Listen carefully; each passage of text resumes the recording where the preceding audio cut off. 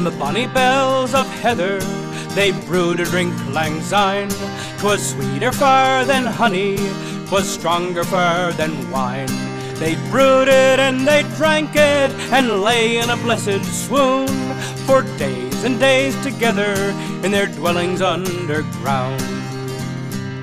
There rose a king in Scotland, a fell man to his foes. He smote the Picts in battle, he hunted them like roes. O'er miles of the Red Mountain he hunted as they fled, and strewed the dwarfish bodies of the dying and the dead. Summer came in the country, red was the heather bell, but the manner of the brewing was none alive to tell. In graves that were like children's on many a mountain head, the brewsters of the heather lay numbered with the dead. The king in the red moorland rode on a summer's day. The bees hummed and the curlews cried beside the way.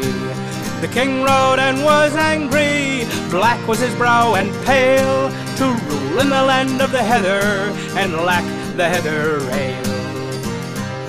It fortuned that his vassals, riding free on the heath, came on a stone that was fallen and vermin hid beneath. Rudely plucked from their hiding, never a word they spoke. A son and his aged father, last of the dwarfish folk. The king sat high on his charger, he looked at the little men, and the dwarfish swarthy couple looked at the king again.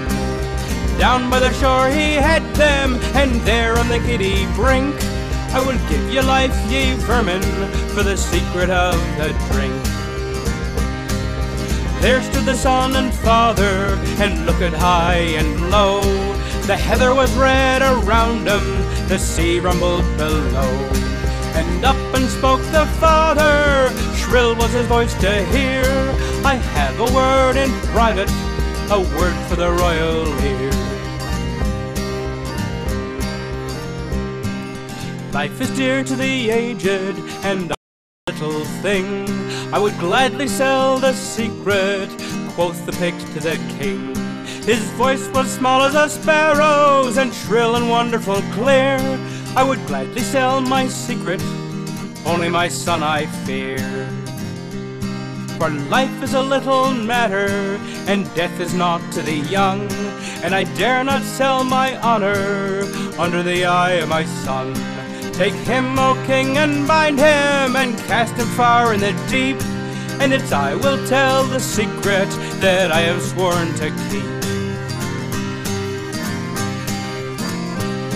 They took the son around him, neck and heels in a thong, and a lad took him and swung him, and flung him far and strong. And the sea swallowed his body like that of a child of 10, and there on the cliffs of the father, last of the dwarfish men. True was the word I told you, only my son I feared, for I doubt the sapling courage that goes without the beard. Now in vain is the torture, fire shall ne'er avail. Here dies in my bosom the secret of the heather rail.